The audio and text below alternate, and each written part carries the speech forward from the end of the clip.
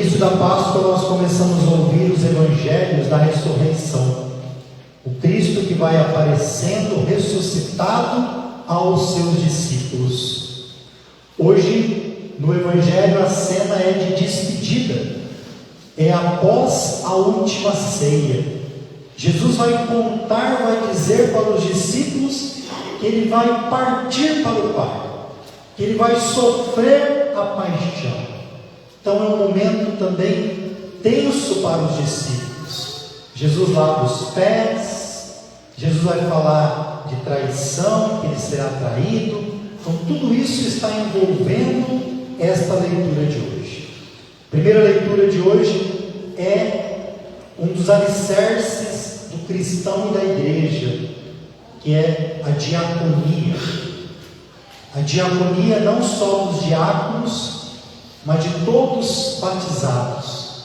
Diaconia significa serviço. É tão importante as leituras dos Atos dos Apóstolos, porque ali conta para nós como nasceu a igreja. Os Atos dos Apóstolos falam da nossa origem, das primeiras comunidades cristãs. Os cristãos eram perseguidos.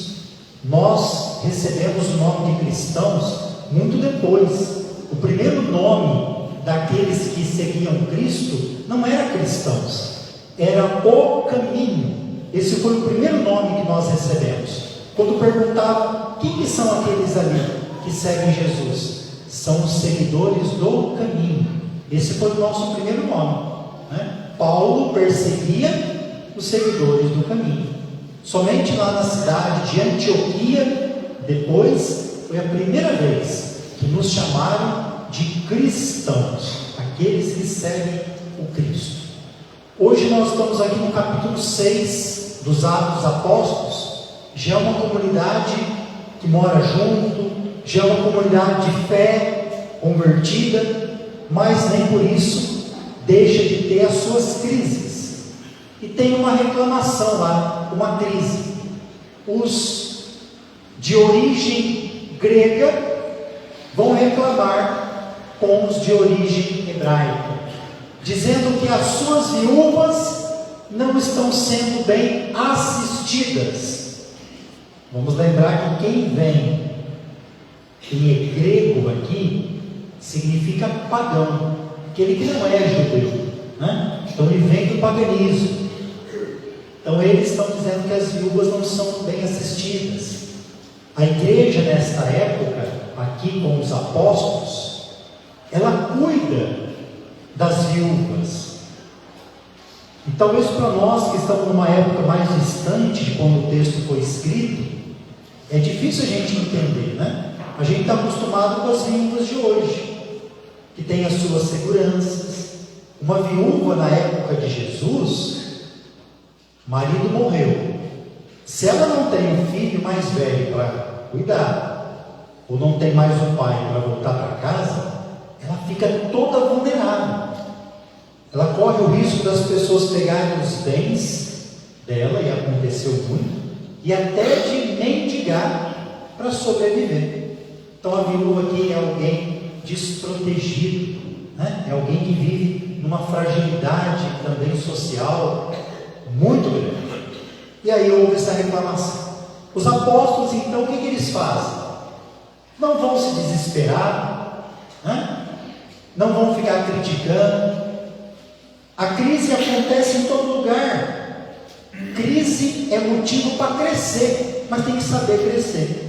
Os apóstolos reúnem a comunidade e falam para ele: olha, vocês vão escolher 7 homens que a gente vai encarregar de cuidar desse serviço da caridade, porque os apóstolos têm a primeira missão de rezar e pregar a palavra de Deus.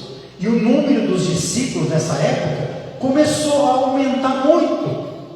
Então a pregação dos apóstolos também demandou mais tempo, mais trabalho.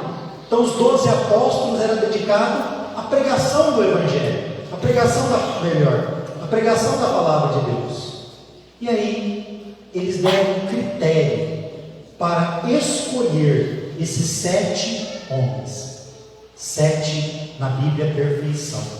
Olha os critérios, que bonito. Eles deviam ser pessoas de boa fama. Não é famoso. Não precisava estar em novela, ganhar do Big Brother. Não é esse tipo de pessoa que o Espírito Santo iluminou os apóstolos para dar uma referência. Boa fama tem a ver com bom testemunho. Será que nas nossas famílias estamos criando pessoas com uma identidade de boa fama?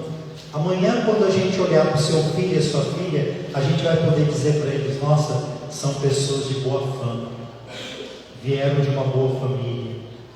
Segundo critério, repletos do Espírito Santo. E nós, no batismo, nós recebemos o Espírito Santo. Na crisma, nós confirmamos o Espírito Santo. Então aqui está pedindo que escolha pessoas repletas do Espírito Santo. E veja que não é pessoa rezadeira, não. Porque pode ter uma pessoa muito rezadeira, reza, mas não é cheia do Espírito Santo. Não muda a vida para melhor. Não avança na fé. Repleta do Espírito Santo. Que o Espírito Santo conduza a vida dessa pessoa. Terceira condição, que seja uma pessoa de sabedoria. Como é bom quando a gente convive e encontra uma pessoa sábia, né? A pessoa sábia, diante das dificuldades, ela aponta um caminho melhor. Diante das discussões, ela sabe dialogar. Sabedoria, esses 3 critérios, né? Então é um critério bom também para quem quer namorar, né? Se você quer um bom namorado, uma boa namorada, que seja boa índole, repleto do Espírito Santo, de sabedoria também, ajuda.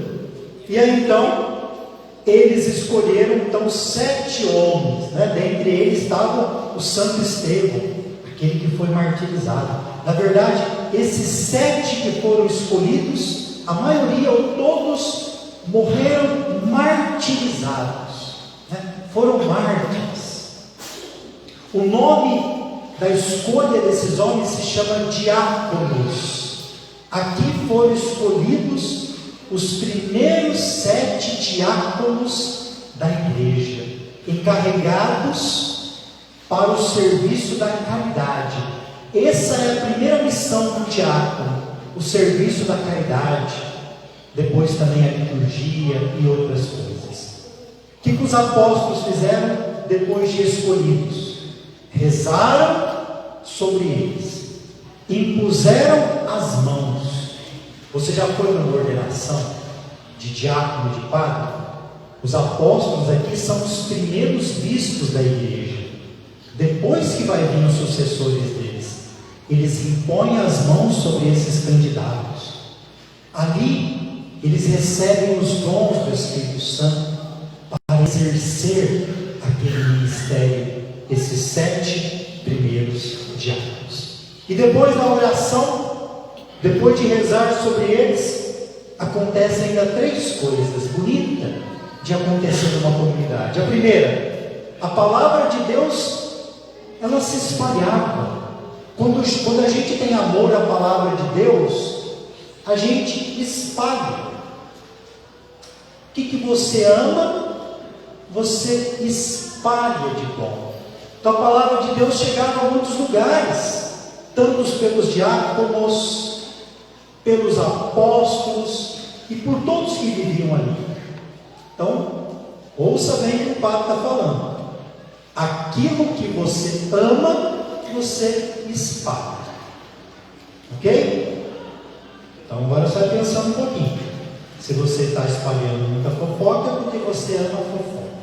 Se você espalha divisão, você ama a divisão, que é do diabo. Se você espalha a palavra de Deus, é porque você ama a palavra de Deus. Se você espalha a devoção à Virgem Maria, é porque você ama a Virgem Maria. Se você espalha para vir na missa, é porque você ama a missa. Então preste atenção no que você está espalhando. Segunda coisa, o número dos discípulos crescia. Não é o número de quem vem na missa, não. Não é o número de batizado, não. O número de batizado cresce todo dia. Se a gente for contar o número de batizados, é imenso. Aqui não é o número de quem é batizado, é o número de discípulos. Tem muita gente que é batizada, mas não se tornou discípulo. E olha que bonito, o número de discípulos, aqueles que querem seguir Cristo de verdade, aumentava. E a terceira coisa, era grande a multidão de sacerdotes judeus que aceitavam a fé em Jesus Cristo. Mudaram, né? Então a gente às vezes precisa mudar também. O evangelho de hoje é o capítulo 14 de João. Então vocês lembram que o lava-pés é o capítulo 13, e é um discurso de despedida, a última ceia. E olha que palavra forte que Jesus inicia o evangelho no mundo que a gente vive tão perturbado. Não se perturbe o vosso coração. Tendes fé em Deus, tendes fé em mim também. Em mim também, porque Jesus é Deus. Não viva uma vida, ou não deixe o seu coração ser simplesmente perturbado. Tribulação a gente sempre vai ter, mas tendes fé em Jesus, tendes fé em Deus, que nós vamos vencer todas as tribulações, sem desesperar, sem procurar caminhos errados, sem procurar bênçãos aonde não tem. Não se perturbe, confie, coloque em Deus, né? Eu confio em nosso Senhor. Com o quê? Com fé, esperança e amor. 3 coisas. Eu confio em nosso Senhor. Com fé, esperança e amor. É assim que a gente deve confiar. E ele fala assim: olha, na casa do meu Pai há muitas moradas. Se não fosse assim, eu teria dito. Então eu vou preparar um lugar para vós. E para onde eu vou, vós também um dia vai. Ou seja, quem prepara um lugar para nós é quem nos ama. Jesus está preparando um lugar para nós e nos espera, porque nos quer junto dele. O céu não é um lugar igual a Ilha da Fantasia, ou alguns filmes com tendências espíritas que mostram todo mundo vestido de branco. Não é assim o céu. O céu é estar na presença de Deus, e é isso que ele está dizendo, que vai preparar um lugar para nós. Ele está preparando. Agora a pergunta é para mim e para você: você também está preparando? Porque Deus está preparando, e isso não vai falhar. O que pode falhar é a nossa parte. Nós também temos que preparar aqui o nosso lugar. Como que você está preparando? Como que você está sendo um bom pedreiro, pedreira da fé? Como que você está construindo a sua casa espiritual? Nós vivemos há menos de 2 anos uma situação difícil e parece que ninguém lembra mais. Naquela época não tinha missa, tinha pandemia. Na pandemia tinha gente que colocava na internet: ah, mas devia ter missa, eu iria na igreja. A maioria que escreveu isso não vem na missa. Lá na internet fala uma beleza: ah, está fechada a igreja, eu queria estar lá. Cadê? Não está. É palavra jogada ao vento. Nós passamos uma pandemia difícil, e aí quando a gente se encontrou dentro de casa, a gente quase que perguntava para o outro: quem que é você? Parecia que eu não te conhecia. A vida é tão corrida. Agora que você está aqui dentro, eu estou vendo que você é meu pai, minha mãe, meu irmão direito, né? E parece que às vezes nós passamos um momento tão difícil e esquecemos. Tem gente que está vivendo a vida, eu não morri, então eu vou viver a vida do jeito que eu quero. Será que não foi uma carga elétrica para a gente perceber o quanto a gente caminha muito mal, buscando a Deus? E nós devemos buscar com mais sinceridade, com mais afinco. E muitas pessoas não caíram a ficha. E aí o Tomé vai perguntar, né? Vive com Jesus e não sabe. Senhor, nós não sabemos para onde vai. Como que a gente vai saber o caminho? Aí Jesus fala para ele: Tomé, eu sou o caminho, a verdade e a vida. Ninguém vai ao Pai senão por mim. Jesus é o caminho que nos leva ao Pai. O caminho aqui está no singular. Jesus não disse: olha, eu sou um dos caminhos, eu sou os caminhos. Se tivesse dito, nós tínhamos possibilidade de procurar um lugar. Respeitamos todas os outros lugares de oração, tem muito lugar bom, mas Jesus está dizendo que eu sou o caminho. Só existe o caminho verdadeiro dele. Então quem está buscando outro lugar não é nada. Na vida nós temos muito caminho para escolher, você é livre para escolher. Mas você se pergunte, os caminhos que você tem escolhido têm te levado para Deus ou não? E você tem que responder: eu sou a verdade. Ao mundo de hoje, todo mundo busca tantas verdades, né? Mas a verdade de Jesus, ela traz libertação. Quando a gente se encontra com a verdade, a gente fica em paz, mesmo que doa, que sofra a verdade, mas a gente fica em paz. Quem não vive na verdade vive na mentira. Não é uma verdade filosófica, por exemplo, de Platão, que vai dizer que a verdade é o mundo das ideias. Para Platão, esse mundo nosso aqui, ele não é o mundo verdadeiro, né? Esse ambão aqui não é verdadeiro. O verdadeiro está lá no mundo das ideias. Aqui é as coisas. Ou senão, de Descartes, penso, logo existo. Ou dos pré-socráticos, para eles a verdade para um era água, para o outro era o fogo, para o outro ápero. Não é essa a verdade que Jesus está falando. Ele é a verdade. E Ele é a vida. A vida. O único que pode nos dar a vida eterna é Jesus. É Jesus. Então cuidado, né? Nós vamos partir daqui a pouco. Nós queremos que o nosso lugar esteja preparado, porque nós queremos construir bem aqui os nossos tijolinhos. Por último, vem o Filipe fazer outra pergunta meio descabida, né? Como se fosse um grande fiel que não conhece para quem que ele está rezando e para quem ele está convivendo.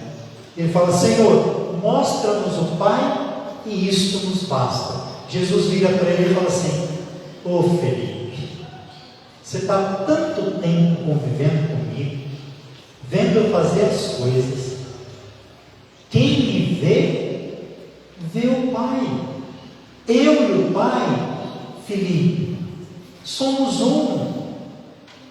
E às vezes nós também estamos há muito tempo aí fazendo oração, rezando, missa, e a gente está perguntando: Jesus, mostra-nos o Pai. Ele é o rosto do Pai. Quem se encontra com Jesus, se encontra com o Pai. E Ele vai dizer que você vai fazer obras como Ele faz, e ainda maiores. Que Nossa Senhora de Fátima, que rezamos nesse tempo a sua novena, interceda por nós, para que possamos seguir Jesus mais de perto, no caminho certo, buscando a verdade e a vida. Louvado seja nosso Senhor Jesus Cristo.